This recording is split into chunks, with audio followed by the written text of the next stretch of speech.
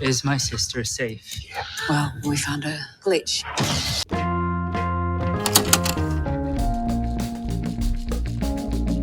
Hey everyone, this is Digital Charcuterie. My name is James. Thank you so much for stopping by. If you're new to the channel, a fan of Alien Earth, hit that subscribe button, talk about it, discuss it with you all the time on this channel. Episode 6 of Alien Earth, The Fly, just released their trailer, and I wanted to talk about it. It looks great. If you haven't seen it, hit that pause button, go watch it, come back 40 seconds later, and because you probably want to watch it before we discuss it, but I want to discuss it. I'm going to go into my whole little rundown topic with it. Let me know your thoughts in the comments down below.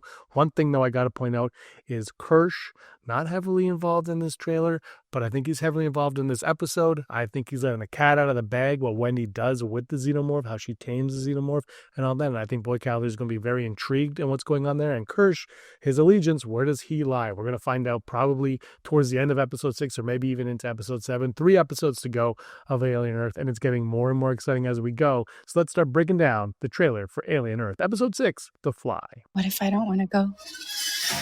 The new Alien Earth episode 6 trailer titled The Fly is loaded with hidden details, callbacks to horror classics, and big teases about where Hawley is steering the series next.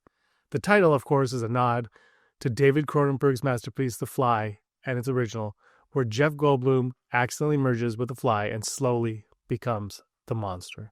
That inspiration is made crystal clear here as Arthur, the troubled scientist we've been following, finally falls victim to a facehunger. Just like Goldblum, he's no longer controlling the experiment, he is the experiment. The trailer even frames this in a way that suggests Arthur's transformation is going to mirror Cronenberg's grotesque descent, a chilling payoff to what's been foreshadowed since episode 1.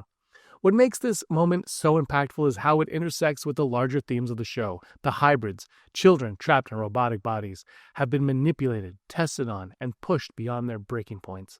Prodigy and Boy Cavalier, jealousy surrounding Hermit, boils over in this footage, underlining the idea that even though they're encased in tech, they're still children, grieving their families, and lashing out like kids often do.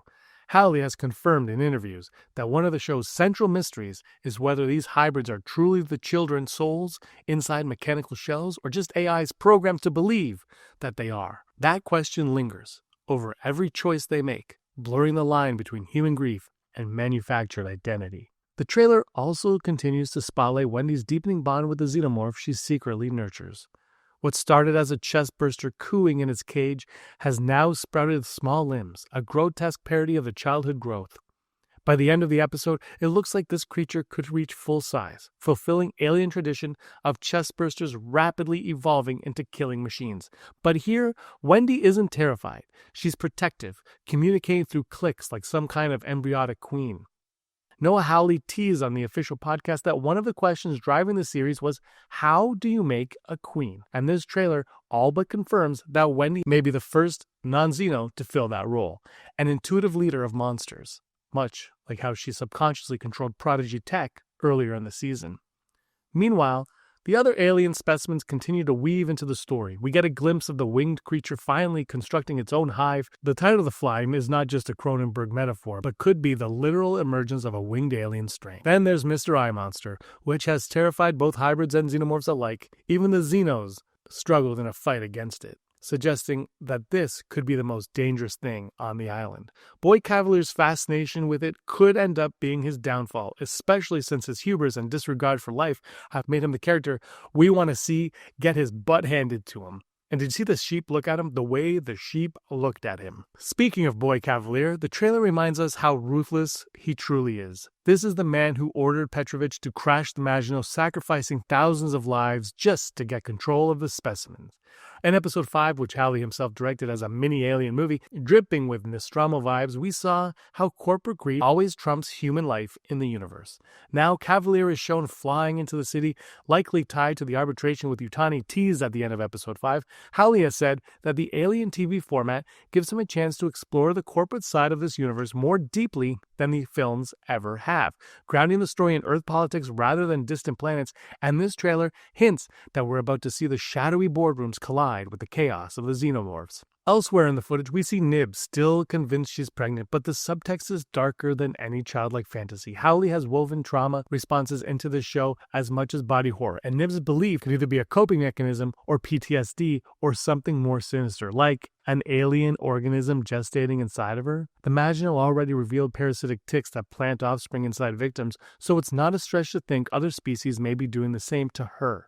If so, it raises terrifying questions about how these creatures propagate, and whether hybrids are vulnerable in ways we haven't yet seen. The trailer also teases chaos brewing between the hybrids themselves. Toodles, now Isaac, in one quick shot rips a lab door straight off its hinges, unintentionally showing just how powerful these children and machines can be. If even one of them loses control, Prodigy could be facing weapons far beyond what they bargained for. And this internal fracture builds on Wendy's shifting allegiance. She's starting to see that Boy Cavalier doesn't care whether she or the others live or die.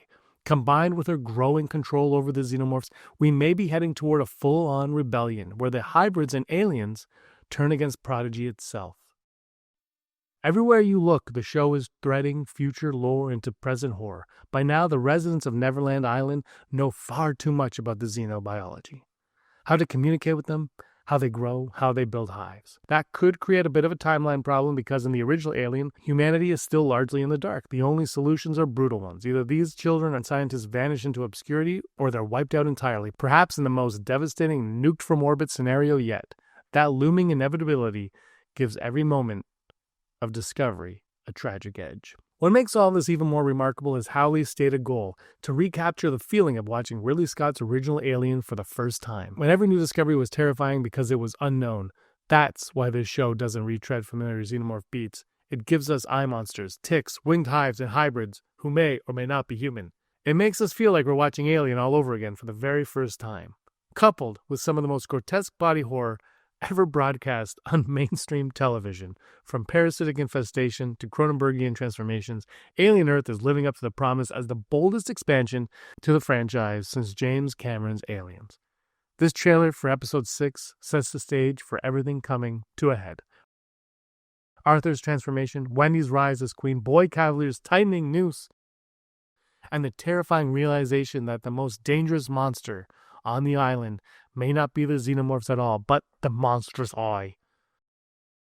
With corporate conspiracies colliding with alien evolution, family trauma clashing with body horror, and the hybrids questioning who or what they really are, Alien Earth is poised to deliver its most disturbing chapter yet.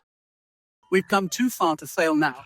Those are my thoughts. Again, Kirsh, where does he lie on this? Not quite sure. Nibs, is she really pregnant? I see that theory running around all the time. Might do a video on that later. So many questions. Answers are coming. Let me know your thoughts and expectations for episode 6 in the comments down below. And until then, thank you so much for watching, everybody. I really appreciate it. Hit that like button, subscribe button. And until next time, may you be the master of your own universe.